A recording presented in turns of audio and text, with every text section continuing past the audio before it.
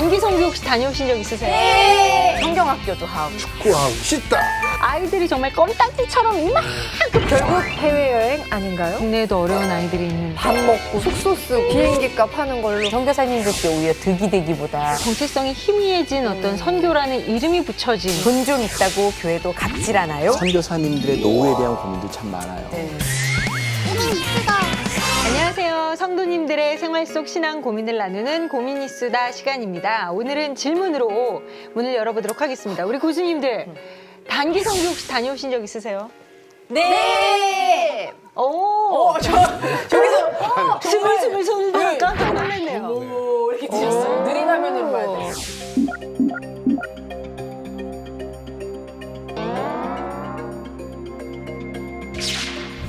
해줘야죠. 이야, 기본 아니겠어요? 기본이에요? 기본이라고. 근데 우리 목사님 안 다녀오셨던 것 같은 천 안 되셨는데 기본이 안 되신 거예요?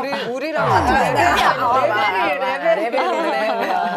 어머, 어디로 언제쯤 다녀오셨어요? 우리 심혜스더 씨부터. 지금으로부터 몇 년 전 20대 때요. 그때 다녀왔는데 그때 말레이시아로 현지 선교사님이랑 같이 조인해서 성경학교도 하고 그리고 거기 대학생 친구들이랑 좀 약간 문화 교류하면서 홈스테이도 하고요. 힌두교 사원도 가보고 그래서 여러 가지 해봤어요.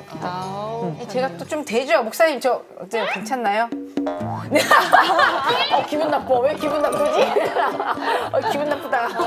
잘 어울려요. 인형 씨는 어디 다녀오셨어요? 저는 몇 해 전이에요, 저도. 저는 이제 방송하고 같이 이제 친한 이제 친구랑 정가은이라는 친구랑 제가 친해요. 네. 그래서 가은이라는 친구랑 또 이제 다른 한 친구랑 해가지고 과테말라 쪽으로 멀리 다녀오셨네요. 네, 거기에는 너무 아이들이 지금 이제 교육을 못 받고 노동을 아주 뭐 한 세 살, 네 살 그냥 움직일 수만 있게 되면 노동을 하는 환경이어서 이제 그런 학교 만들어주고 그리고 주거 환경도 너무 안 좋아요. 그래서 그런 시설들을 해주고 이제 뭐 아이들을 위해서 저는 이제 마술 같은 거 배워가서 해주고 이렇게 왔는데 참 이 선교라는 게 아무나 하는 게 아니구나. 네. 저는 그렇게 갔다 와서 그 아픈 모습을 보고 아 내가 더 열심히 봉사하고 더 선교하고 이래야지 하는 힘이 생겨야 되는데 보고 오니까 제가 너무 아파가지고 이렇게 삶의 의욕도 저도 없어지고 어떤 게 올바른 선교이고 어떻게 내가 도움을 주는 것이 올바른가 좀 여러 가지 생각이 좀 많았던 그런 일정이었던 것 같아요. 우리 정말 네. 깜짝 놀란 우리 김신우 씨. 아니 저는 제가 이걸 준비했거든요. 없으시죠? 그러려고 그랬는데 또 손드셔가지고. 변화피죠. 2013년이죠. 김원희 씨, 김용만 씨, 표현봉 씨 이렇게 해서 의사분들하고 뭐 레지던트, 약사분들, 그래서 의료 선교로 선교가셨구나. IT를 네. 한 20명이 갔어요. 그래서 그렇게 못 사는 곳을 뭐 TV에서나 봤지 네. 정말 못 살더라고요. IT 거기다가 그 지진까지 났으니 길도 막 복구도 안 돼 있고 저희는 과연 뭘 할까 거기서 그랬더니 줄 맞추고 그다음에 그쵸. 어린 아이들 지루하지 않게 놀아주고 그렇죠. 그래서 뭐 이제 저는 이제 네. 안 치는 거 담당 씻다 씻다? 네. 씻다요? 불어를 하잖아요. 씻다. 그래서 힙으로 막 제압하신 거 아니에요? 잘해줘야 되는데 딱 이렇게? 근데 가면서 뭐 제가 뭐 특별한 재주는 없잖아요. 아, 왜? 놀아주는 게 제 임무거든요. 축구하고 뭐 애들하고 먼저 같이. 지치셨죠. 애들 먼저 보낼 때. 지쳤죠. 같이 이렇게 놀아주는 것 자체만으로도 굉장히 좋아하던데. 그러니까 맞아요. 그래서 보람을 느꼈습니다. 저는 이제 캄보디아를 다녀온 적이 있는데 제가 가기 전에 그랬어요. 그냥, 저 가서 뭐 해요? 제가 괜히 가서 팬만 끼치는 게 아닌가 모르겠다. 근데 제가 가서 할 일이 있을까요? 그랬는데 의외의 대답을 들었어요. 그냥 아이들 안아주세요 이러는 거예요. 그래서 이게 안아주세요. 뭐 아이들 사랑해주세요. 그러면 돼요. 그래서 갔는데 아이들이 정말 껌딱지처럼 이만큼 바글바글 모였는데 그 아이들을 하나하나 안아줬어요. 그런데 나중에는 진짜 어지러울 만큼 힘이 딸리는 거예요. 그래서 어른이 아이인 척 이렇게 오는 정말 김수영님답다. 김수영님다운 얘기네요. 그래서 퀴즈. 아니 왠지 김경란님 알 것 같으니까 모범생이니까 말고요. 황인영님이랑 김수영님 두 분만 맞추시는 거예요. 네. 우리 지난주에 전도했잖아요. 네, 전도와 선교의 차이가 무엇일까요? 아, 전도와 선교 모르겠는데요, 저는. 황인영님. 전도는 믿음을 전하는 거고 선교는 외국으로 좋은 일 하러 가는 거 아니에요? 목사님. 성도 교육이 왜 이런가요? 우리 교회 다녀요. 여기서 이런 거 좀 정리하는 것도 도움이 될 것 네, 같아요. 본래 그냥 우리들이 그냥 흔히 그냥 쓰이는 건 이제 전도는 같은 문화권 안에서 복음을 전하는 걸 전도다 이렇게 이야기를 했고 선교 그러면 이제 타 문화권에서 복음을 전하는 걸 선교다라고 이야기를 했는데 지금은 그런 구분들이 좀 모호하고요. 네. 사실은 선교라고 하는 포괄적 개념에 사실 전도가 이제 들어가는 건데 지금은 타문화권이라고 하는 것이 다른 나라를 의미하지 않아요. 왜냐하면 지금은 세대 간에도 문화 차이가 많이 있기 때문에 선교적 관점이 사실은 이 시대의 한국 사회에도 굉장히 많이 필요해요. 우와, 목사님 똑똑하시다. 아, 내가 원래 선교 박사. 우와. 몰랐죠? 야, 오늘 그렇다면 목사님의 주종목입니다. 그렇죠. 우리 목사님 파헤쳐야겠다. 선교에 대한 여러 가지 성도님들의 고민을 나눠보려고 하는데요. 얼마나 다양한 고민들이 준비가 돼 있을지 우리 힘차게 구호를 외치고 시작해 보도록 하겠습니다. 교회에서 말하기 조금은 애매한 이야기. 교회만 들어가면 성스러워지는 교인들의 솔직한 이야기. 본격 생활 밀착형 토크쇼. 발칙한 신앙 고민쇼 고민입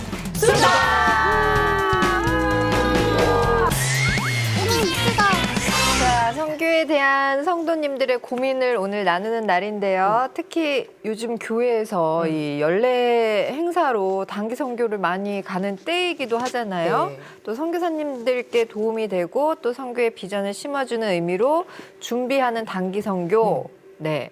그런데 이게 속을 또 들여다보니까 또 말도 많고 탈이 많은 것 같아요. 자, 오늘 사연도 제목이 역시 셉니다. 네. 네. 단기 선교. 결국 해외여행 아닌가요? 두둥. 어김없이 단기 선교를 가는 시즌이 됐습니다.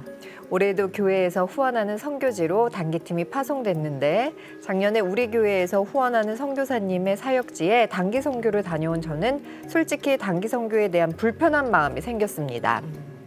일주일 정도 그곳에서 우리가 했던 것은 선교사님의 사역지를 둘러보고 한국에서 준비해간 물품을 나눠주고 찬양 부르고 문화 탐방하며 관광지를 둘러본 것이었습니다.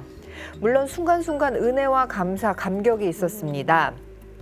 하지만 교회에서 매달 선교사님께 후원하는 금액이 몇십만 원이라는 것을 아는 저로서는 우리 일행 20여 명의 비행기 값만 모아도 어마어마한 선교비를 보낼 수 있는데 과연 선교라는 관점에서 단기 선교가 의미가 있는 것인지 너무 소모적인 것은 아닌지라는 생각도 들었습니다. 뿐만 아니라 눈물 흘리며 선교지에서 감격했던 교인들이 돌아오는 길 공항의 면세점에서 어마어마한 양의 선물을 사는 모습을 보며 그 돈이면 사역지에 굶는 아이들이 얼마나 먹고 공부할 수 있을지를 떠올렸습니다. 단기 선교를 줄이고 차라리 그 돈을 사역지에 보내는 게 낫겠다 하는 생각이 머리에서 떠나질 않네요. 제 생각이 잘못된 것인가요? 라는 사연이 도착했습니다.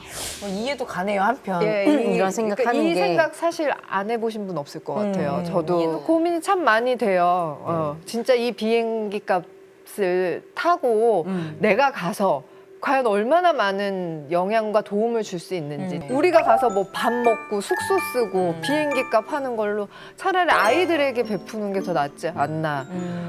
이 해외 선교에 대해서 생각이 여러 참 가지 많아요. 네. 물론 정말 오랫동안 고심하고 준비해서 다녀오시는 분들도 계실 테고 근데 오늘 이렇게 사연 도착한 것처럼 이게 단기 선교인지 여행인지 알 수 없는 뭔가 이렇게 정체성이 희미해진 어떤 선교라는 이름이 붙여진 어떤 일정을 소화하고 오는 것 또한 있는 게 사실이기 때문에 이런 사연이 도착을 했겠죠. 이제 분명히 폐해가 생긴 부분도 있고 거기 계신 선교사님들께 오히려 득이 되기보다 해가 되는 경우도 있을 수 있으니까 문제가 되는 부분도 있겠지만 또 너무 선교라는 것 자체가 어렵다는 인식으로 접근하기보다는 너무 무겁지 않게 보고 돌아와서 선교에 대한 좋은 인식과 또 생각보다 할만하고 그 꿈을 키울 수 있는 기회로도 사용될 수 있는 또 그런 기회인 것 같기는 해요. 부덕이 무서워서 무서워서 장 못 담그냐.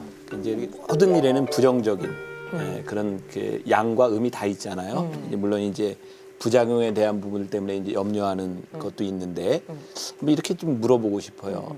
정말 이 비행기 값이나 이렇게 숙소비 생각하면 애들 많이 도울 수 있는데 근데 단기 선교 안 가고 그거 보내라고 내라면 낼까? 이거는 굉장히 좀 추상적인 그런 네. 부분이기도 하고 그리고 단기 선교에 대한 목적을 분명히 이렇게 인식하지 못하는 데서 네. 오는 현상인 것 같아요. 단기 선교는 본래 가는 것보다 더 중요한 게 준비 과정이에요.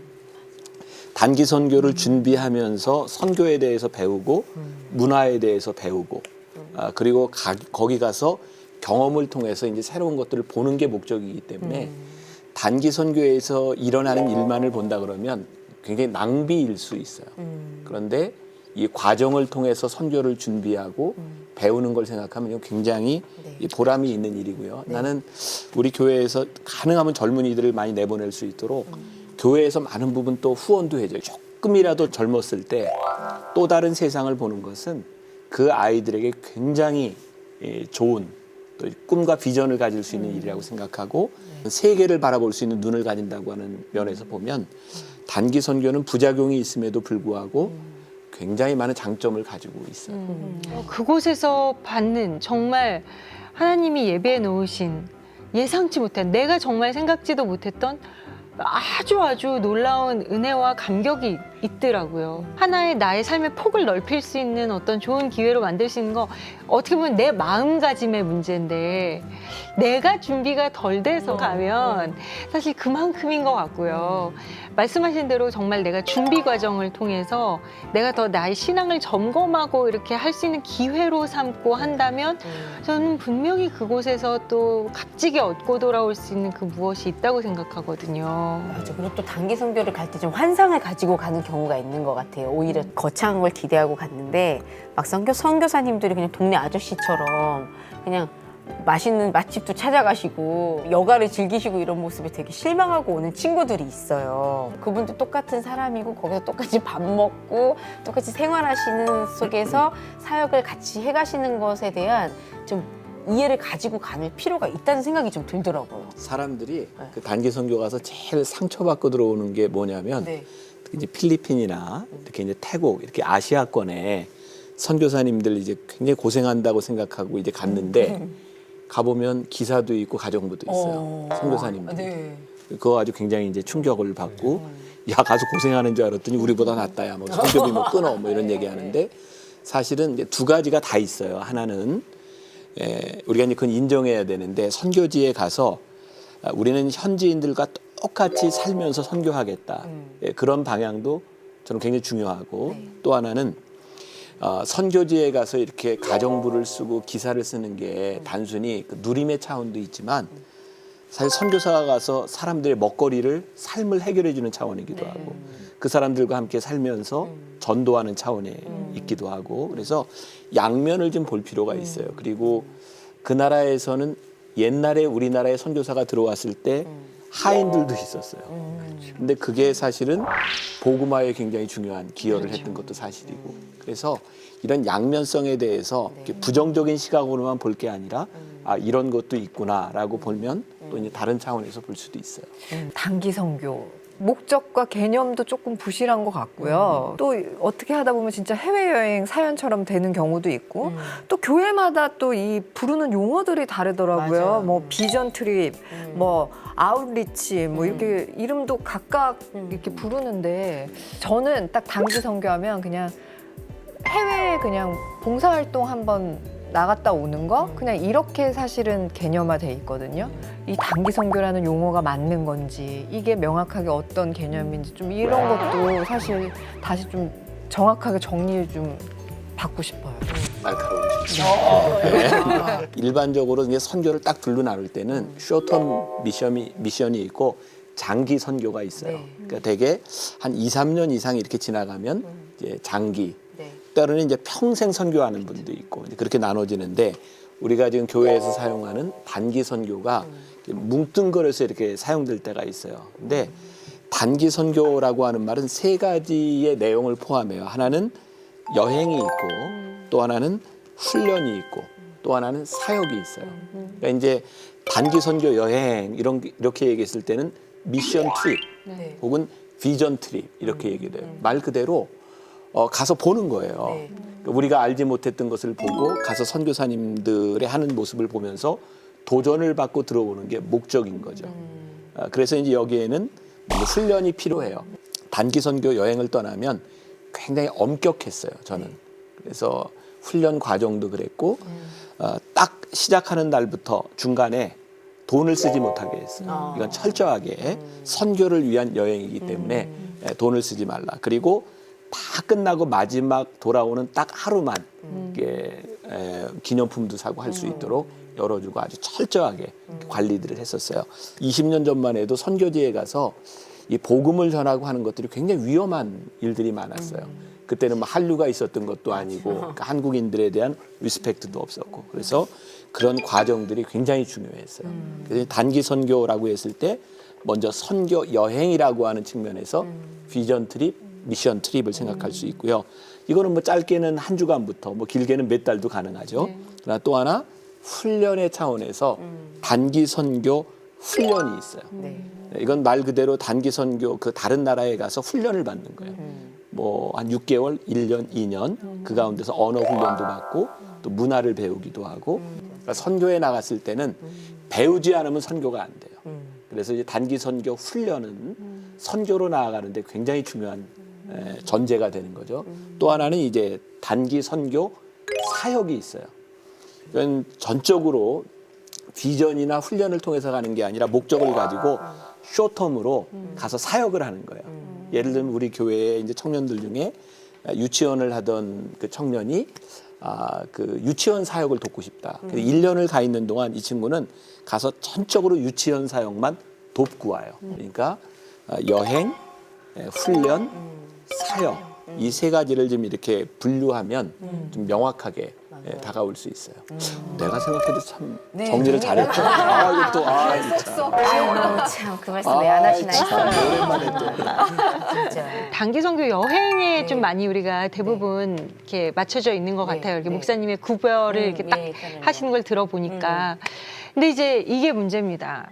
가서 우리 도움이 되는 존재가 돼야 되는데 괜히 이제 선교사님의 그냥 사역에 우리 약간 걸거치는 방해가 되거나 맞아요. 단기 팀이 아예 안 오는 이만 못하는 경우도 있어요. 그리고 솔직히 약간 저희가 착각하는 경우가 있는데 가서 내 욕심을 채우고 싶어서 단기 선교 여행을 갈 때가 있어요. 선교사님을 돕고 정말 그 현지에 필요한 도움의 손길이 되기보다도 내가 은혜를 받고 내가 누리고 싶고 정말 그 선교 현장에 참여했던 어떤 그런 뿌듯함을 얻고 돌아오고 싶은 마음에 자기가 원하는 대로 그 일들이 이루어지지 않으면 은혜 받지 못했다고 생각하고 선교가 좋지 않았다고 생각하고 이런 선교는 틀렸다.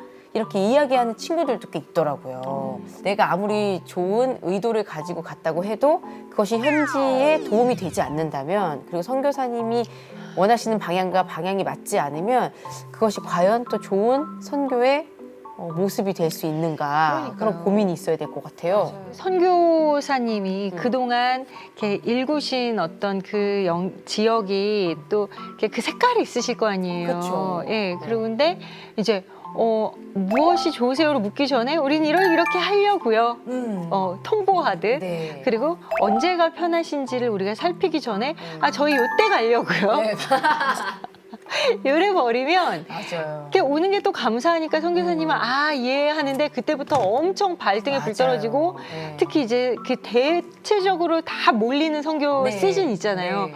그 시즌에는 거의 혼이 나갈 지경에 거의 그때는 거의 관광 가이드 수준으로 아. 선교사님이 사역을 못 하시고 일을 하시더라고요. 그거를 이렇게 생각하면 돼요. 선교사님의 큰 사역 중에 하나가 단기 선교를 유치하는 거예요. 그리고 단기 선교에 왔던 분들이 잠재적인 후원자고 잠재적인 선교사이기 때문에 우리가 좀 이제 긍정적으로 이렇게 많이 볼 필요가 있고요. 그 다음에 아까 우리 에스더 씨가 이야기한 것처럼 가서 실망하는 경우 이거는 이제 우리가 훈련하면서부터 좀 잘 이야기를 해야 되는데 단기 선교는 철저하게 배우는 거예요. 그러니까 내가 가면서부터 난 여기서 뭘 배우고 오겠다는 생각을 가지고 가야지 내가 뭐를 주겠다라고 생각하는 것 자체가 아까 이야기한 것처럼 내가 원하는 일 네. 선교지에 가면 아이들이 불쌍해.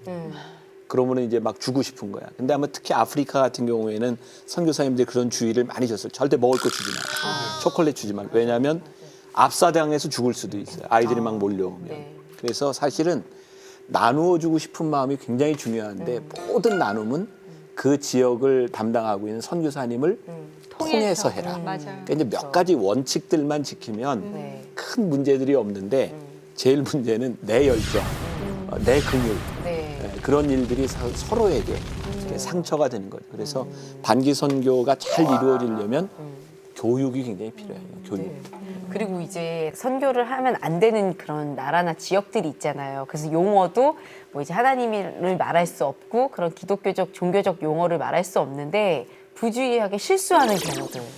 너무 이제 그 용어로 그래서 선교사님들이 난처해지고 그리고 그 선교사님들의 정체가 드러날 어떤 위험에 처하게 되는 상황들도 있었어요. 한번 그래서 되게 곤란했던 적이 있었는데 그런 부분에 대해서도 좀 긴장감을 가지고 갈 필요는 또 있는 것 같아요. 그리고 이제 선교지에 나가면 여러 가지 사고의 위험성이 있기 때문에 조금은 과장돼서 이렇게 좀 경계를 하도록 해요.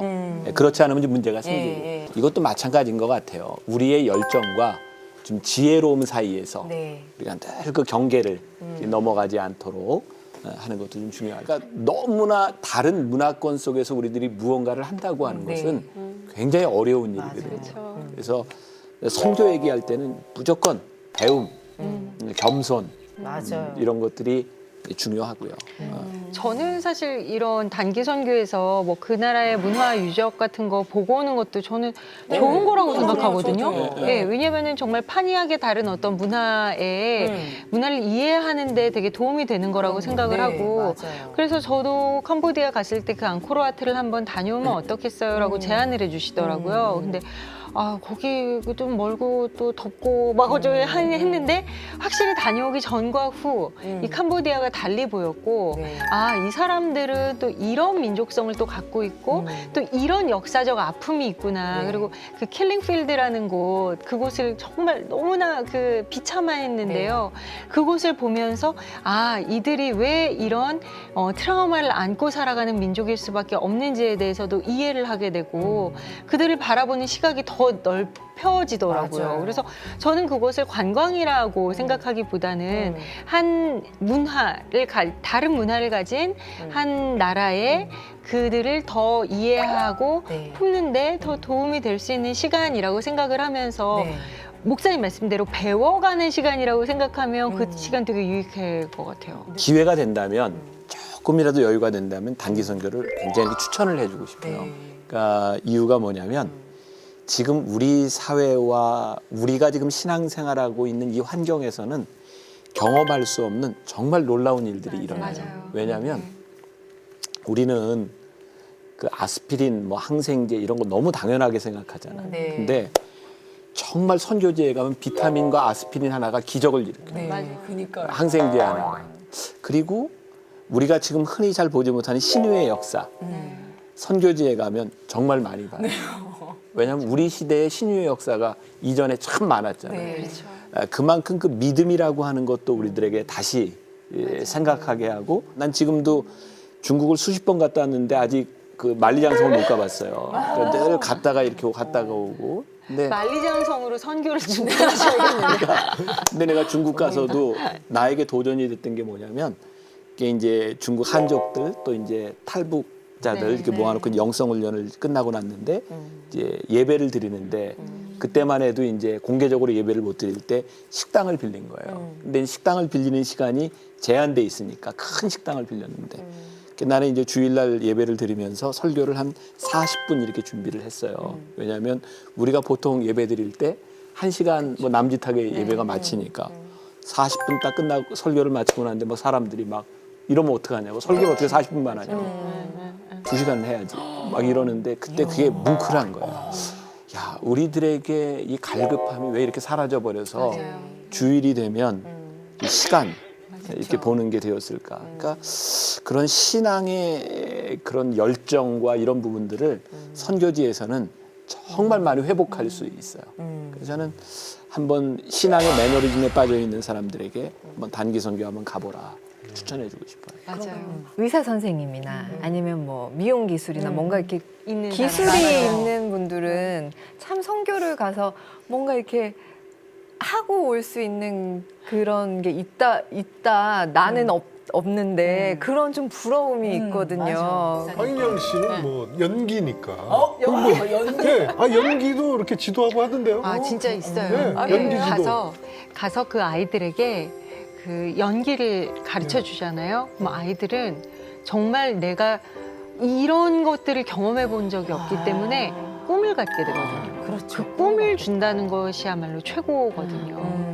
마지막 날 선교사님들 다 모아서 저희가 위로 공연을 했어요. 뭐 재밌게 뭐 퀴즈도 내고 같이 게임도 하면서. 근데 그런 거에 더 이제 사기를 얻어서 열심히 하게 됐다고 고마워하시더라고요. 선교사님들이 굉장히 진짜 못할 것이 없어요. 선교를 가보면 정말 하찮은 일을 담당해야 될 사람이 있어요. 진짜 하찮은 일. 정말 마지막에 짐을 정리하는 일에서부터. 네. 근데 그 사람이 없이는 안 돼요. 맞아요. 자꾸 이제 눈에 보이는 큰 역할들에 너무 집중하죠. 하다못해 손톱 깎기 하나 들고 가서 아이들이 손톱을 깎아주는 것도 그냥 그 아이들 안아주고 그냥 눈 마주치고 함께 웃어줄 사람도 필요해요. 그 집에 네. 놀러 가는 걸 그렇게 좋아한대요. 초대를 하는데 우리 집에 가면 집이 뭐 호화로운 것도 아니고 사실 아주 단칸방에 6, 7명의 가족이 모여 살면서도 손님이 찾아오는 걸 너무너무 즐거워한다고 하더라고요. 그래서 가서 같이 거기 초대를 받아서 식사 대접을 받는 것도 사실 단기 선교나 아니면 그냥 선교의 좋은 역할인 것 같아요. 그렇죠. 우리 기준이 아니라 그들의 네. 기준으로 네. 우리가 또 생각해 볼 수 있는 시간. 맞아요. 선교에 대한 성도님들의 여러 가지 고민과 이야기들을 나눠보는 시간입니다. 네. 첫 번째 주제만 가지고도 이렇게 많은 얘기들을 나눴는데 우리 좀 약간 마음을 가다듬고 네. 다음 사연 만나보기 위해서 구호 한번 외치고 시작할까요? 교회에서 말하기 조금은 애매한 이야기. 교회만 들어가면 성스러워지는 교인들의 솔직한 이야기. 본격 생활 밀착형 토크쇼. 발칙한 신앙 고민쇼 고민이 잠시 후 교회가 너무 많은 거 아니에요, 목사님? 이제 겨우 열매를 맺어가고 있는 상황이 묻혀져 버린다는 것은 열매 위주로 정말 평가를 하는 것이 선교사님들이 참 힘을 내서 힘들다는 얘기를 참 많이 들으니까. 가족에 또 생계가 걸려 있는 부분이잖아요. 급성장했던 것에 대한 후유증을 우리 싱글 여성은 어떻게 성공적이라는데 인정해요. 목사님 이거 어떻게 수습하실 건가요 지금? 우리가 앞서서는 이제 선교에 대해서 우리 성도들이 이제 갖고 있는 생각들과 고민들을 나눠봤다면 이번엔 이제 선교사님이 사역지에서 네. 수고하신 선교사님이 갖고 있는 고민을 또 준비를 제가 했다고요. 또 그런 알찬 사연을 준비했습니다. 네. 선교지에서 사역을 하시면서 이제 겪는 선교사님들의 좀 고충에 대해서 제가 사연을 받았는데 제가 읽어볼게요. 제목도 벌써 아주 그냥 돈 좀 있다고 교회도 갑질 않아요? 강력하네요. 네. 작년 말 당회에서 우리 교회에서 15년 이상 된 선교사님들의 후원을 중단한다는 이야기를 들었습니다. 대신 새롭게 선교를 시작하시는 신참 선교사님들을 지원한다는 거죠. 그 이유 중에는 특히 오랜 시간 사역을 했는데 열매가 많이 맺히지 못했다는 이유도 있다고 소문을 들었습니다. 대신 사역을 잘하고 비전이 있는 선교사님들을 지원한다는 것이죠. 그런데 이번에 후원 정리 대상인 선교사님 중에는 우리 교회 출신으로 정말 열심히 선교하시는 선교사님도 한 분 계시거든요. 그분은 무슬림 지역에서 선교사 신분을 밝히지도 못하고 현지인들과 관계 형성 위주로 사역하시다 이제 겨우 열매를 맺기 시작하시는 것으로 알고 있었는데 이런 이야기를 들으니 안타깝네요. 교회의 입장을 이해 못하는 것도 아니고 선교사님이 겪으실 어려움을 외면할 수도 없고 참 마음이 어렵습니다. 이런 사연이에요. 아니 목사님 이거 교회가 너무 많은 거 아니에요 목사님? 어떻게 하실 거예요? 교회의 헌금과 자원은 한계가 있어요. 그러니까 네. 저는 지금 생각이 우리 교회가 선교사님을 이렇게 택했으면 결정했으면 노후까지도 책임을 져야 되지 않을까. 그러다 보니까 선교사님을 이렇게 선택하는 과정에 있어서 좀 신중해야 되겠다. 그리고 선교비는 다 교회의 헌금으로 이루어지는 일이에요. 그러니까 나는 이 내용이 실제적으로 어떤 일인지는 모르겠지만 그냥 이렇게 평신도들이 생각하는 저 선교사님은 선교를 잘하고 있어라고 생각하는 굉장히 추상적인 차원의 문제인지 네. 아니면 교회가 전략적으로 선교를 잘하기 위해서 뭔가 정책을 바꾼 것인지 이건 굉장히 중요한 쉽게 생각할 수 있는 부분은 아닌 것 같아요. 우리 교회 같은 경우도 내가 제일 힘들었던 게 뭐냐면 12년 전에 담임 목사가 되고 나서 선교 지역을 정리하는 거였어요. 왜냐하면 교인들이 나름대로 아름아름 아는 선교사님들한테 이렇게 후원을 하고 그러다 보면 선교사님들이 이거 해주세요 저거 해주세요 하면 교회가 아무것도 할 수가 없는 상황이 돼요. 그래서 저 개인적으로는 선교가 참 많은데 네. 우리가 제일 잘할 수 있는 선교를 하자. 그러면 선택을 할 수밖에 없는 일이었어요. 그리고 선교지에 대한 후원도 우리가 이제 10만 원, 20만 원, 30만 원 이렇게 후원해 줄 수도 있지만 이왕 선교를 할 바에는 책임을 지자. 그래서 책임질 수 있는 것과 없는 것을 선택할 수밖에 없는 상황도 있었어요. 그러니까 이렇게 이제 쉬운 차원의 문제는 아닌 것 같아요. 교회에서 이제 저희들의 헌금으로 이렇게 후원이 이루어지고 있다면 사실 이런 결정을 좀 성도들과 같이 공유하고 함께 나눌 수는 없을까요? 이제 우리 교회에서는 이제 그런 방법이 있는데 단기 선교를 가서 단기 선교 팀들이 가서 보고 평가하고 판단도 해요. 그런데 너무 감정적인 차원으로 모든 성도들에게 의견을 물을 수는 없어요. 네. 그 대신에 그래서 단기 선교가 참 중요해요. 가서 직접 보고 이렇게 리포트도 내고 그 선교사님과의 관계도 이렇게 가지고 그래서 아마 정상적인 교회라면 단순히 그냥 이렇게 목사님이 생각으로 결정했다기보다는 뭔가 이 안에 그런 뭔가 좀 일도 있고 판단이 있지 않았을까. 그럼 만약에 이렇게 외국에서 선교를 하시다가 이렇게 후원이 갑자기 끊겨버리면 그 다음에는 어떻게 해야 돼요? 그냥 한국으로 돌아오게 되는 정상적인 건가요? 교회라고 하면 이렇게 갑자기 후원을 끊지는 않죠. 그러니까 유예 기간을 둬요. 3년, 2년, 1년 이렇게 해서 이야기를 하고 이렇게 이제 끊겠습니다. 왜냐하면 글쎄 이걸 어떻게 표현을 해? 아무리 봐도 여기 있는 선교사님이 계속해서 이 선교를 할 수 없는 상황이라는 판단이 쓰는 거죠. 근데 그것이 정말 퍼펙트하게 옳을 수도 있고 옳지 않을 수도 있지만 결국 판단은 리더의 몫이에요. 그러니까 저도 참 힘든 거예요. 그렇지만 이 판단은 누군가 해주지 않으면 안 되는 일이기 때문에 그래서 교인들이 목회자를 신뢰할 때 그것을 믿고 따라가 줄 수 있는데 신뢰가 안 되면 이 불신으로 인해서 교회가 또 이렇게 갈등이 생기기도 하고. 정상적인 교회의 예에선 그럴 수 있는데 사실 이 사연에서는 이렇게 어렵게 신분도 밝히지 못하고 사역하시다 이제 겨우 열매를 맺어가고 있는 상황이라고 한다면 그냥 이렇게 끊는 것은 사실 어떤 한 가족의 또 생계가 걸려있는 부분이잖아요. 좀 속상하거든요. 이런 얘기를 들으면. 그리고 열매 위주로 정말 평가를 하는 것이 내가 욕먹을 이야기를 할게요. 네. 선교는 선교지에 나가 있는 선교사님의 삶을 책임지기 위해서 하는 건 아니에요. 그러니까 사실 그 열매라고 하는 차원도 우리가 이렇게 낭만적으로 생각할 게 아니라 교회의 자원과 선교비는 한정되어 있는데 정말 여기에 선교해야 할 때가 생겼다고 하면 교회는 뭔가 또 결정을 해야 될지도 몰라요. 네. 그래서 나는 우리 평신도들이 목회자보다 훨씬 더 착하다고 생각하거든요. 근데 저는 목회자로서 리더로서 판단을 내려야 되는 순간들이 있을 때가 참 많아요.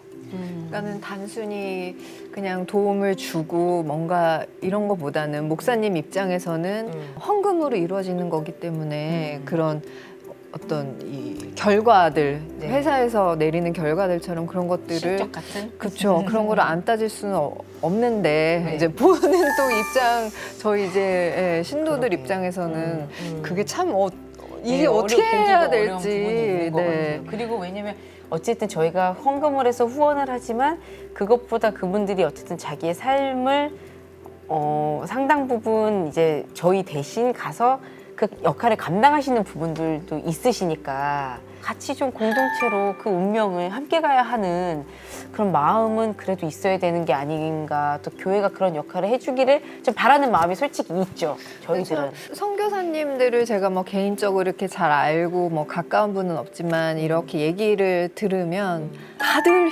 힘들다고 생활이 그런 얘기를 참 많이 들어요. 제가 뭐 아는 분 중 건너 이렇게 얘기 들으면 오지에서 선교하시다가 남편분이 또 암으로 돌아가셨는데 아내분이 또 계속 남편의 뜻을 이어서 거기서 선교를 하겠다 했는데 후원이 뭐 또 끊겨가지고 힘들다 뭐 이런 이야기들도 듣게 되면 아 이거 어떻게 해야 돼요 목사님?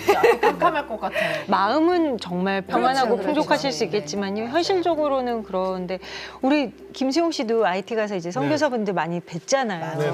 어떠셨어요? 보시면? 가장 공통적인 거는 돈 문제더라고요. 네.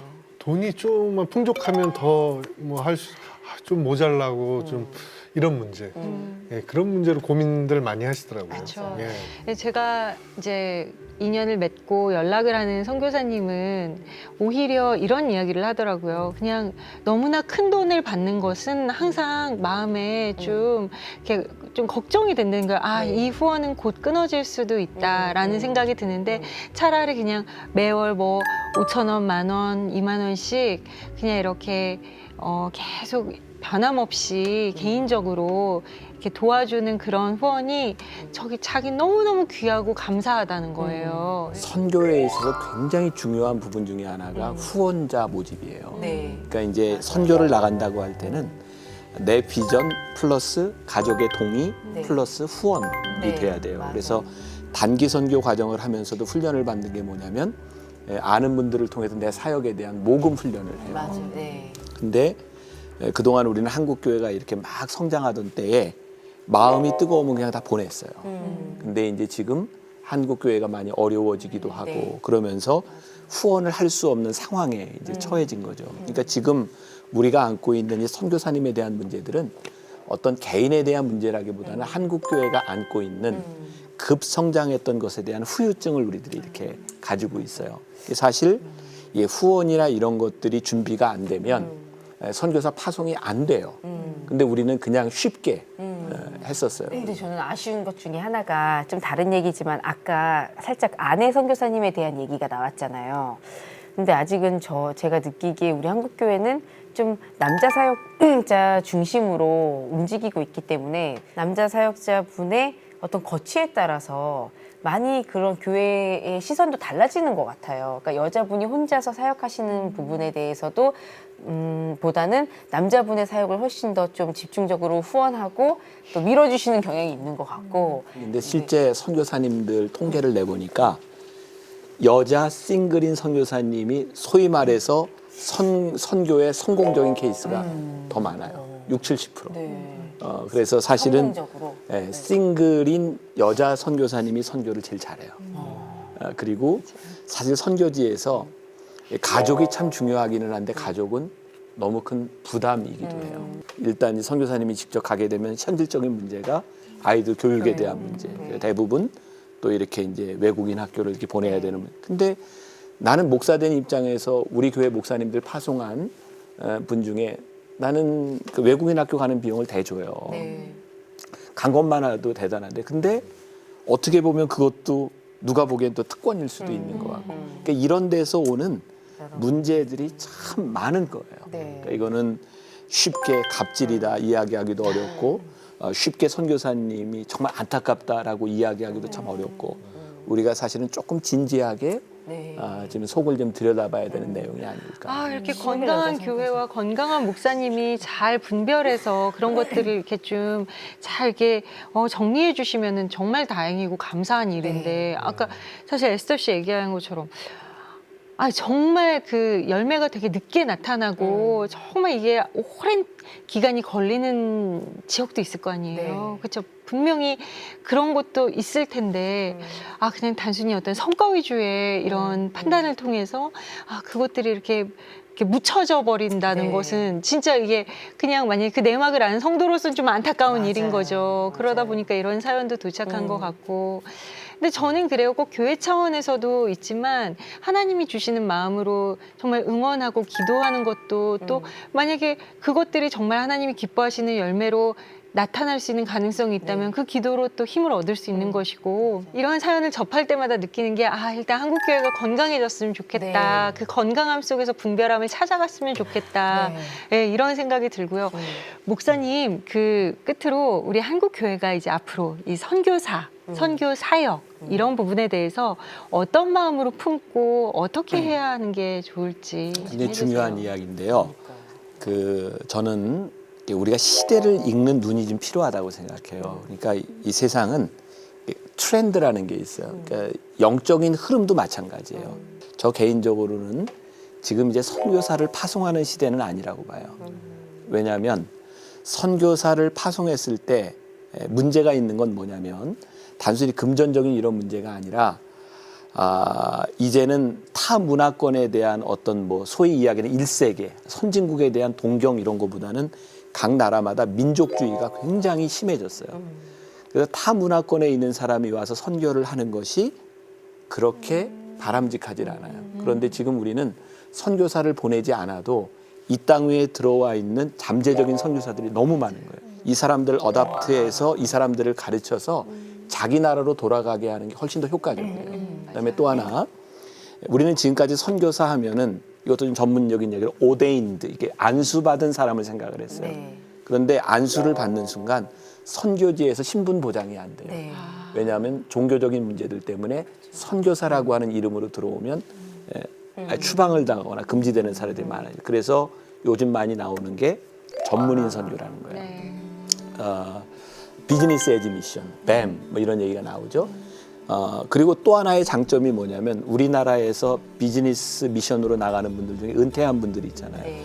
그분들은 연금을 가지고 해외 나가서 생활을 할 수가 있어요. 교회는 사역비만 주면 돼요. 그래서 이제 저희 교회에서도 지금 이제 팀을 짜려고 그러는 거예요. 그러니까 은퇴한 분들 중에 특별히 그곳에 마음이 있는 분들은 자기 돈으로 나가라. 그리고 와서 1년이고 2년이고 섬기고 그 지역에는 안수받은 선교사님은 딱 한 분이면 돼. 그리고 다른 사람들은 이제 돕는. 그러면 자원도 집중이 돼요. 그리고 그 안에 복음을 전하는 것이 교회로 세워져서 안 되니까 이제 비즈니스 선교로 가는 거예요. 거기에 뭐 클리닉 센터도 만들고 뭐 웨딩 센터도 만들고 이래서 자연스럽게 신앙 공동체를 만들어주는 일들. 그래서 저희 교회는 지금 그런 걸 좀 꿈꾸고 있어요. 이제 우리가 지금 당장 해결할 수는 없는 문제지만 이제는 선교에 대한 눈도 이렇게 흐름을 좀 다르게 볼 필요가 있어요. 목사님 말씀을 들으니까 좀 지경이 넓어진 것 같아요. 제가. 그렇지 않아요? 근데 싱글 여성 어떻게 성공적이라는데 어떻게 여기는 어떻게? 왜 굉장해요. 아니 한국에서도 할 일이 아니 혹시 많은데 관심 있으신가 해서. 지금 사색이 됐잖아요. 죄송합니다. 제가. 이거 정지하면 안 돼요. 그래요. 자, 발칙한 신앙 고민쇼 고민뉴스다. 오늘은 선교에 대해서 여러 가지 이야기와 또 고민들을 나눠봤는데요. 오늘은 특별히 고민에서 그치는 것이 아니라 우리나라 선교가 앞으로 나가야 될 방향에 대해서까지도 이렇게 이야기를 듣고 또 그런 마음까지도 이렇게 품어보는 시간을 가져서 더 의미 있다는 생각이 많이 들어요. 자, 오늘은 여기서 마치겠고요. 저희는 다음 주에 또 더 발칙한 고민들을 갖고 찾아오도록 하겠습니다. 자, 외쳐보죠. 발칙한 신앙 고민쇼 고민잇 이 프로그램은 여러분의 미디어 선교 후원으로 제작되었습니다. 선교는 사명, 후원은 동역. 당신도 복음을 전할 수 있습니다. 선교 후원 02-6333-1003번